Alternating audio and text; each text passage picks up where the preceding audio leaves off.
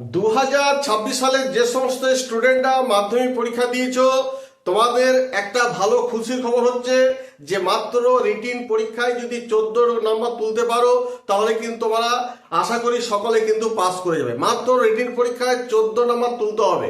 তো দেখো, এই 14 নম্বর তুললে পরে কিভাবে তোমরা পাস করে যাচ্ছ। তোমরা জানো যে 25 প্রত্যেকটা সাবজেক্টে 25 নাম্বার করে তুলতে হয়। 25 করে তুললে পরে কিন্তু তোমরা পাস করে যাবে। কিন্তু আমি তোমাদের আজকে বলছি রিটিন পরীক্ষায় মাত্র প্রত্যেকটা সাবজেক্টে তোমরা যদি 14টা করে যদি নাম্বার তোলো তাহলে কিন্তু তোমরা এখন পাস করে যাবে। তা এই নিয়ে আমি তোমাদের বিস্তারিতভাবে আলোচনা করছি। তার আগে তোমার কাছে আমার একটা রিকোয়েস্ট আছে, যদি আমার এই ভিডিওটি ভালো লেগে থাকে অবশ্যই কিন্তু একটা লাইক করে দিও, আর পাশে থাকা বেল আইকনটিকে প্রেস করতে একেবারে ভুলো না।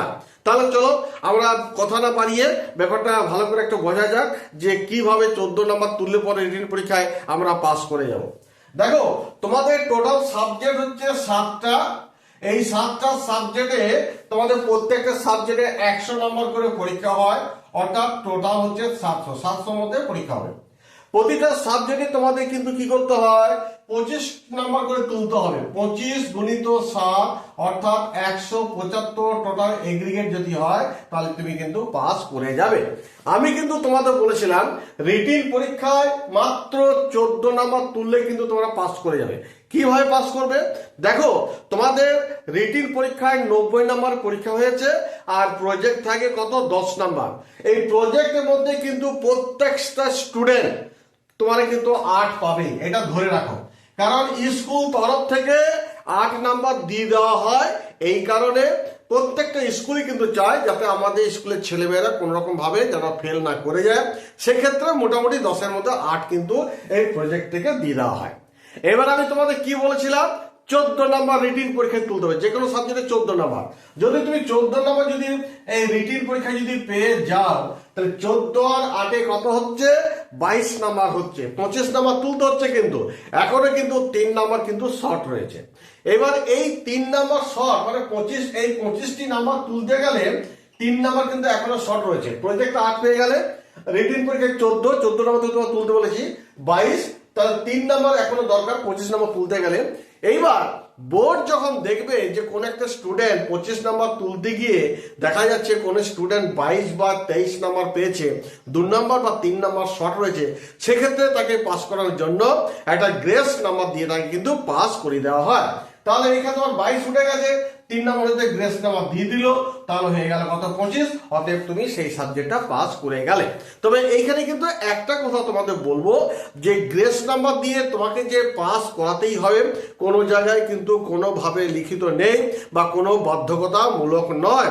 তবে কেন তোমাদের গ্রেস নাম্বার দিয়ে 2 নাম্বার বা হার্ডলি 3 নাম্বার দিয়ে গ্রেস নাম্বার দিয়ে পাস করানো হয় না, বোর্ড একটা বিবেচনা করে, হ্যাঁ, তারা মানবতা খাতিরে একটা বিবেচনা করে যে সেই স্টুডেন্টটা মাত্র 2 নাম্বারের জন্য বা 3 নাম্বারের জন্য ফেল করে যাবে, সেই জন্য 2 নাম্বার বা 3 নাম্বার দিয়ে গ্রেস নাম্বার দিয়ে সেই স্টুডেন্টকে পাস করে দেওয়া হয়। তাহলে যদি দেখা যায় তোমার এই প্রজেক্ট 8 নাম্বার পেলে, 14 নাম্বার রিটিন পেলে, তাহলে হয়ে গেল কত, 22। বা দেখা গেল তুমি এখানে রিটিন পরীক্ষায় 15 পেয়ে গেলে, তাহলে হয়ে গেল 23। তাহলে এই 2 নাম্বার বা 3 নাম্বার যে শর্ট রয়েছে সেখানে গ্রেস নাম্বার দিয়ে তোমাকে পাস করিয়ে দেওয়া হবে। তবে একটা কথা মনে রাখবে, সেটা হচ্ছে যে কোন স্টুডেন্ট দেখা গেল রিটিন পরীক্ষায় দেখা গেল 10 পেয়েছে, 10, তাহলে 10 আর প্রজেক্ট হচ্ছে কত, 8, 18। তাহলে 18 হতে গেলে কি হচ্ছে, 25 নাম্বার তুলতে 18 হলো, 25 নাম্বার তুলতে গেলে কিন্তু এখনো থাকে কিন্তু 7 নাম্বার দরকার। না, নো নেভার নট, 7 নাম্বার কিন্তু গ্রেস নাম্বার দিয়ে তাকে পাস করানো হবে না।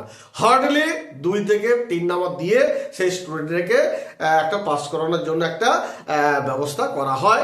সেই জন্য বারবার বলছি, যদি কোনো কারণে কোনো স্টুডেন্ট যদি রিটিন পরীক্ষায় যে কোনো সাবজেক্টে যদি মোটামুটি এই জায়গাটা যদি দেখা যায় যে সে 14 নাম্বার পাচ্ছে, তো অবশ্যই প্রজেক্ট সে মোটামুটি 8 তো পাবে, 18, আর এদের 3 নাম্বার গ্রেস দিলে তাকে 25 নাম্বার হয়ে যাচ্ছে। এবার যাদের ভাগ্য ভালো, যারা ভালো স্কুলে প্রেজেন্ট দিয়েছো, ভালো স্টুডেন্ট, তারা কি আর প্রজেক্টকে 8 পাবে? তারা মিনিমাম সব 10-এ 10ই পাবে। কিন্তু আমি ধরে নিলাম যত উইক ছাত্র হোক না কেন, যতই মানে প্রেজেন্ট থাক না থাক না কেন, হ্যাঁ, তবুও কিন্তু সে প্রত্যেকটা স্টুডেন্টকে 8 নাম্বার কিন্তু দেওয়া হয়। যাই হোক, এই ছিল তোমাদের আজকে পাস করার ব্যাপার নিয়ে, যে কত নাম্বার রিটিন পরীক্ষা তুললে পরে তোমরা পাস করবে সে নিয়ে বললাম। যদি আমার ভিডিওটি একটু হলেও যদি ভালো লেগে থাকে তাহলে অবশ্যই কিন্তু একটা লাইক করে দিও। ধন্যবাদ।